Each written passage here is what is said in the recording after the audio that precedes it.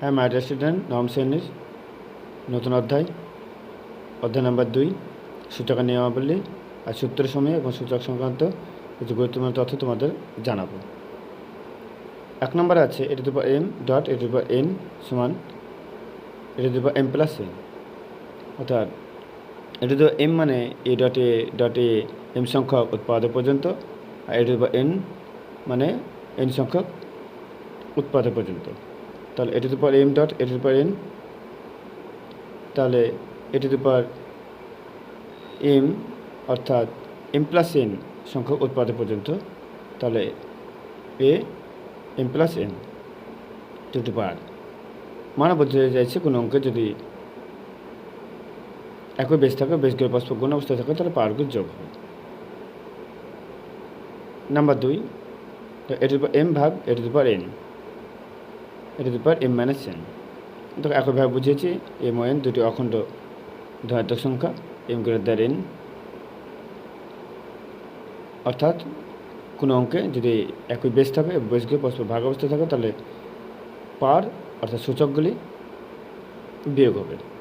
3 number কী বলছে যে m ফার্স্ট ব্র্যাকেট দিচ্ছে n, অর্থাৎ কোনো অঙ্কে যদি দেখি যে দুটো পাওয়ার বা সূচক আছে এবং ফার্স্ট ব্র্যাকেট যদি থাকে, তাহলে পাওয়ারে গুণ হবে, যেটা এখানে দেখিয়েছি।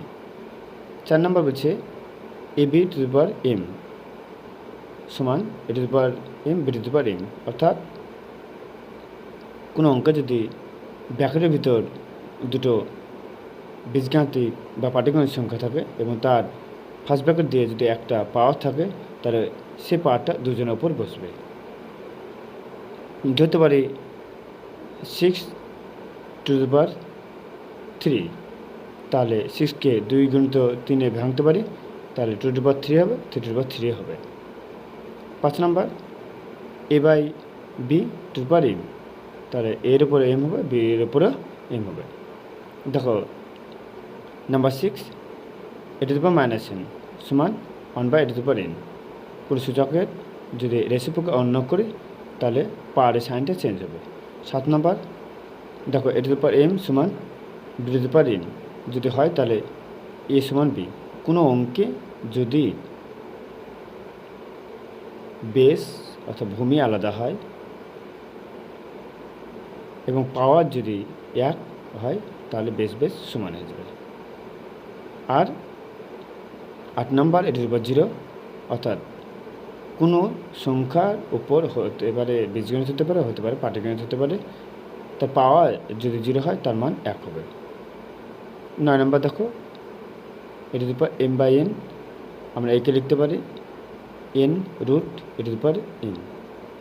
গুরুত্বপূর্ণ তথ্য কী বলছে, 1 নম্বর যে সূচকের যুক্তি সংখ্যার নিচের সংখ্যাকে ভূমি বলবো অথবা বেস বলবো, আর মাথায় যে থাকবে সেটা হতে পারে পাটিগণিত, হতে পারে বীজগণিত, একে বলবো পাওয়ার বা সূচক। যেমন 2 টু দি পাওয়ার 3, এখানে ভূমি 2 এবং সূচক হচ্ছে 3। x to the power a, x হচ্ছে ভূমি আর a to the power a হলো সূচক। 2 নম্বর কী বলছে, একই সূচক যদি ভূমিগুলি গুণ অবস্থায় থাকলে সূচক অর্থাৎ পাওয়ারগুলি যোগ হয়। উদাহরণ নিয়ে দেখিয়েছি। দেখো x to the power a dot x to the power b, x to the power a plus b, x to the power 3 dot x square, তাহলে x to the power 3 plus 2, x to the power 5। 3 number কী বলছে যে সূচক বিশিষ্ট কোনো সংখ্যাকে অনন্যক অথবা reciprocal যদি করি, তাহলে পাওয়ারের সাইনটা চেঞ্জ দেবে। দেখো 2 টু দি পাওয়ার 3 সমান 1 by 2 to the power minus 3, x to the power minus 5 সমান 1 by x to the power 5, x to the power m সমান 1 by x to the power minus m। 4 number কী বলছে, কোনো সংখ্যার সূচক একাধিক থাকলে তাহলে সূচকের আকার সূচক এবং সূচকের সূচক অর্থাৎ পাওয়ার বোঝায়, এবং প্রথম পদ যদি থাকে, তাহলে সূচকের সঙ্গে গুণ হবে।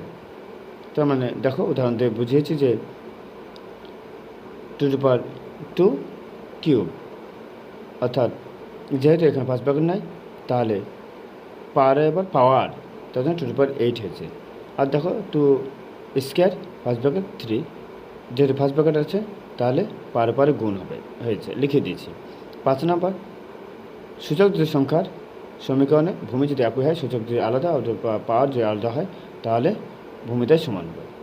দেখো x to the power m সমান x to the power n, m plus m সমান n, 2 to the power x সমান 2 to the power y, x সমান y।